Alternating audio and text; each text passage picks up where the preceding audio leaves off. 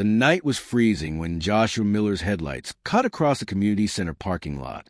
Beside him, his 10-year-old son David leaned forward and whispered, "Dad, look." Josh followed his gaze. Against the brick wall of the adjacent building, 3 small figures huddled in the snow, a young woman and 2 little girls pressed tightly together, shivering in the December wind. For a moment, Josh thought his eyes were playing tricks on him. Then the smallest girl lifted her head, and the sight made his heart stop. It was Christmas Eve. Josh threw the car in park.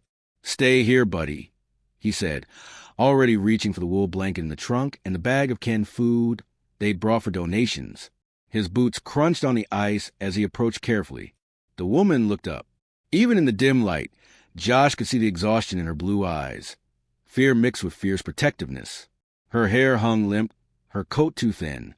The little girls beside her looked no older than 7, both trembling, their cheeks red from the cold. "I'm Josh," he said softly, holding out the blanket. "I brought food. Please take it." One of the twins began to cry silently. The mother's voice cracked. "Please, my girls haven't eaten in 2 days." David appeared beside him, coat unzipped, his breath fogging in the air. Before Josh could stop him, the boy draped his jacket around one twin's shoulders. "I'm David," he said gently. "It's warm inside. Mr. Frank makes the best hot chocolate." Inside the community center, Frank, the elderly night supervisor, took one look at the family and said gruffly, "Sit down. I'll take care of you." Melissa, that was a woman's name, sank onto a worn couch as the twins huddled close. Josh wrapped the blanket around them. "Thank you," she whispered over and over, as if it was all she knew how to say. Frank returned with steaming mugs of cocoa and sandwiches. Melissa's hands shook as she handed food to the girls first, watching them eat before she took a single bite herself. The twins ate slowly, uncertain at first, then with desperate hunger. Josh and David sat quietly across the room. Watching Melissa with her daughters stirred something deep in Josh, a memory of his own nights of struggle after his wife's death 7 years earlier. When the girls began to relax, Melissa looked up, tears shining. "I don't know how to thank you. We've been outside all day. The shelter is full tonight." Josh hesitated. "Do you have family nearby?" She shook her head. "My husband, he left 6 months ago. Took out a loan behind my back. When he ran off with another woman, the collectors came. They took everything. I didn't even sign the papers." Her voice trembled. "I've been trying to find work, but without an address." Josh's jaw tightened. He looked at the twins, their small hands gripping half-empty mugs. He knew that kind of fear, that helplessness. "Listen," he said finally, "I have a small house. It's not much, but it's warm. You and the girls can stay there just until you get back on your feet."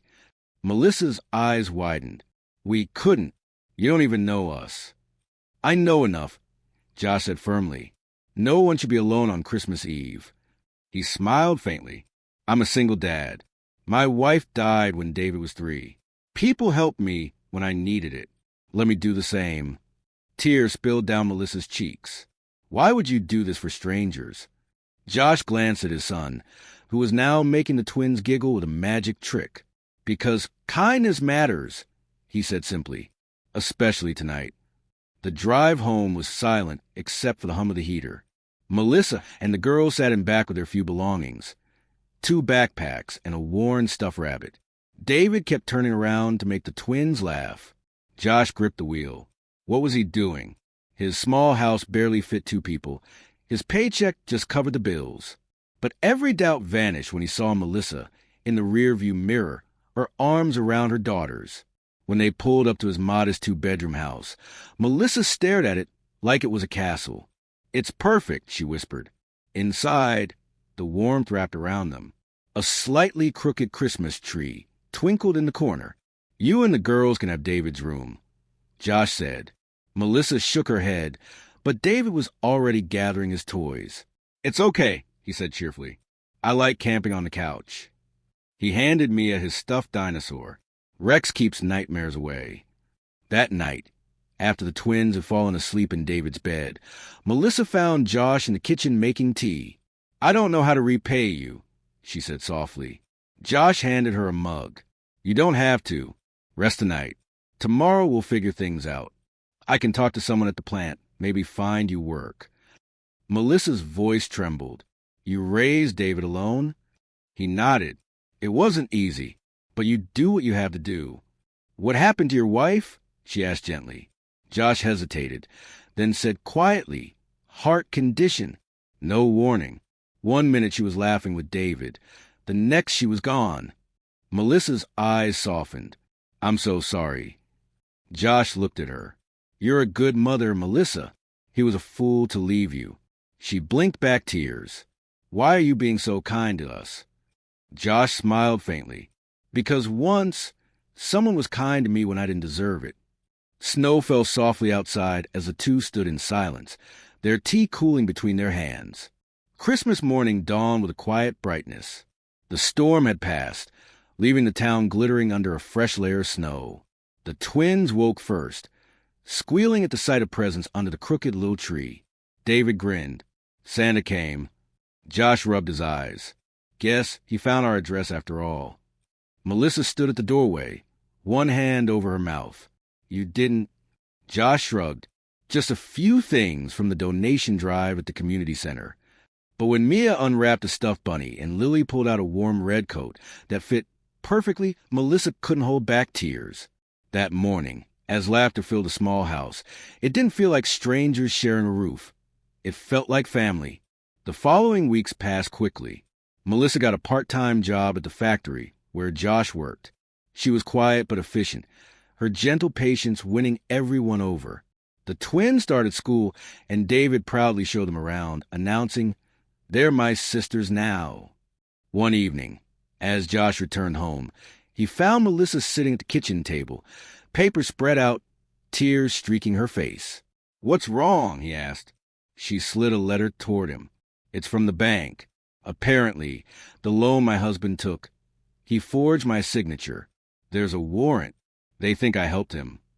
Josh's stomach tightened. That's insane. I swear I didn't know Josh, she sobbed. He left us with nothing, and now they want to arrest me. Josh squeezed her hands. We'll fix this. I know someone at the station, Officer Reed. He's a good man. We'll tell him everything. That night, Melissa barely slept. She couldn't bear the thought of the twins losing her the way David had lost his mother. The next day, Josh took her to meet Officer Reed. Melissa told everything, the loan, the abandonment, the threats. Reed listened, frowning. You've been set up, he said finally. We'll need proof. But if your husband's still in the state, we'll find him. Days passed with no news. Melissa kept working, though exhaustion shadowed her eyes. Josh noticed how she'd stand outside at night, staring at the snow, lost in thought. One evening, as he was closing the workshop, a black SUV pulled up. A tall man stepped out, clean-shaven, expensive coat, cold eyes. Josh Miller, he asked. Yeah, I'm looking for my wife. Josh froze. Melissa? The man smiled thinly. So she told you about me. I just want what's mine, the kids, and the money she stole. Josh's voice hardened. She didn't steal anything. You're the one who forged her name. The man stepped closer. Careful, Miller. You don't know who you're dealing with. Josh didn't flinch. You're right. I don't know cowards who abandon their families in the cold. That's when the SUV door opened, and Officer Reed stepped out from behind it. Actually, I know exactly who you are, he said, and you're under arrest for fraud and identity theft. The man's face drained the color. Reed cuffed him without another word. Melissa arrived moments later, eyes wide as she saw her husband being led away. How did you? Josh smiled. You once said you didn't know how to thank me. Now you don't have to. She looked at him through tears. You did this for me? I did it for your girls, he said quietly. And for you? Spring came early that year. The snow melted from the roof, and laughter filled the Miller house again. Melissa's case was cleared, and the bank forgave the debt after the truth came out. One evening, while the twins and David built a snow fort in the yard, Melissa joined Josh on the porch. I've been thinking, she said softly, about what you did, about us. Josh turned to her, heart pounding. You gave me my life back, Josh. You gave my girls hope."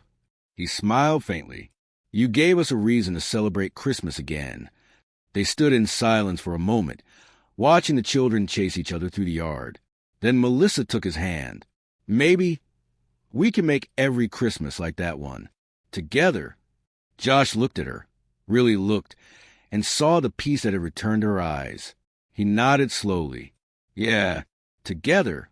A year later, the same community center glowed with golden lights. Inside, a Christmas party buzzed with warmth and laughter. On the small stage, the twins sang Silent Night, while David played guitar beside them. In the front row, Josh and Melissa sat side by side, their hands intertwined. When the song ended, Melissa leaned over and whispered, "You saved us that night." Josh smiled. "No," he said softly. "We saved each other." The audience applauded, unaware of the journey behind those smiles. The cold night, the blanket, the courage to care for strangers. Outside, snow began to fall again, gentle and endless, covering the town in white. And in that small corner of the world, one family, built not by blood but by kindness, finally found their miracle.